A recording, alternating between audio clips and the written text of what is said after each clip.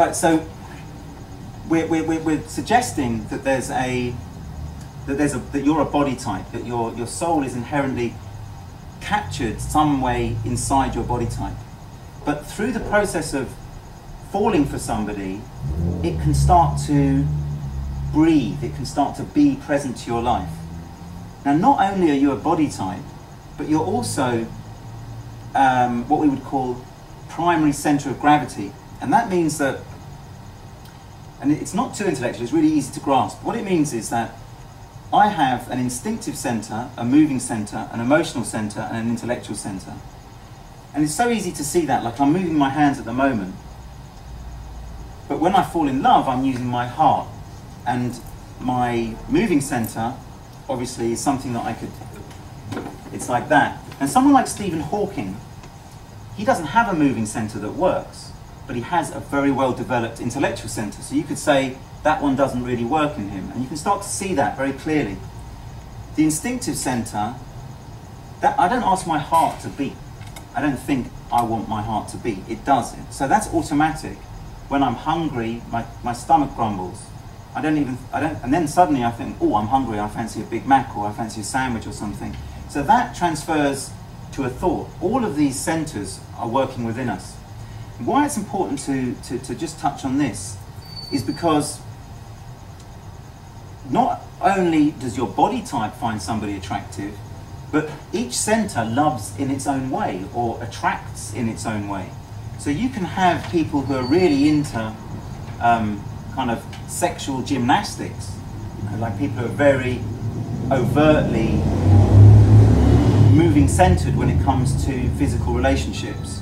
You often find that people get together because they have a mutual interest in books.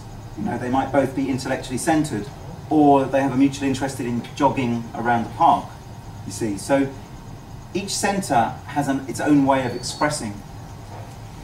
The reason I'm telling you this is because the creative life force within us, we can call it sex energy.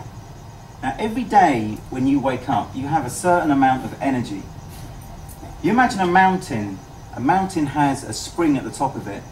As that water comes down the mountain, it will follow the path of least resistance. And then over millennia, it will carve out a river. As your energy comes down through your body every day, it comes down the path of least resistance. So we know that in our work, we can become instinctively centered, moving centered, emotionally centered, and intellectually centered.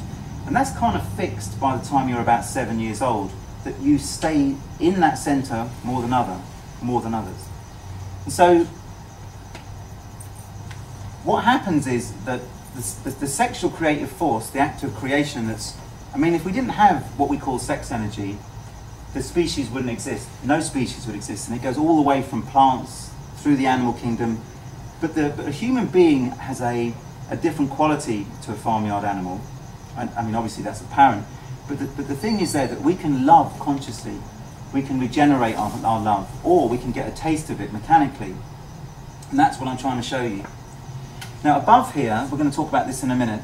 Above here we have what we would call the soul, or the higher emotional center, and then the higher intellectual center. So this kind of like, it could be called the spirit and the soul, or the higher emotional and the higher intellectual.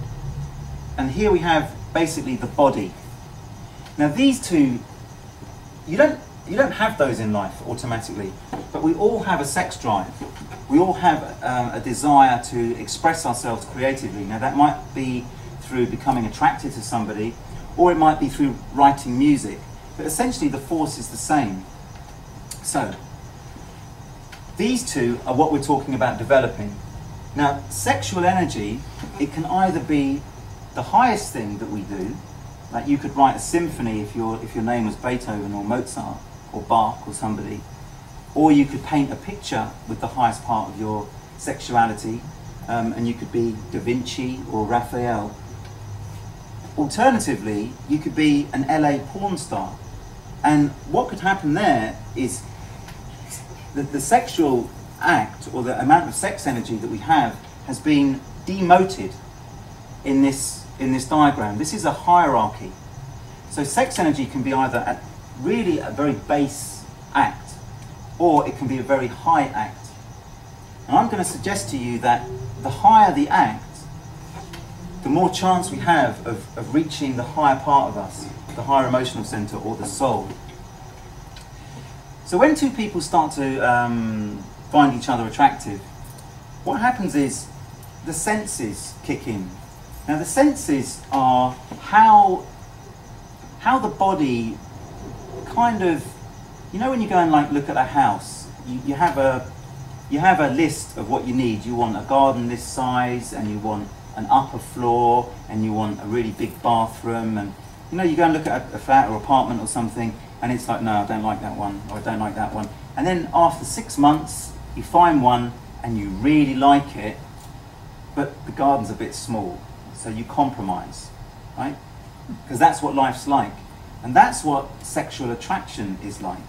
Because how sex energy works is that when two people find each other attractive, this energy kicks in. It's like this shopping list, but we don't notice it.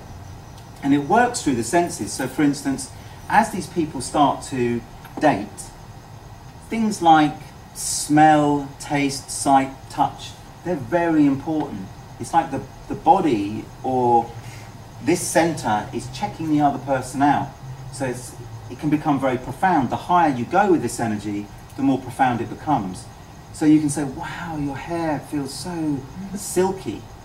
You could say that to somebody, and then 2 years down the line, they could say, you never told me my hair is silky anymore.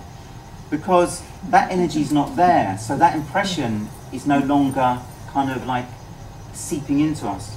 The other thing with these senses is that at the beginning of a relationship, if you don't pay attention to them through one of these centers, for instance, this has to work in kind of like in a solitary way to itself.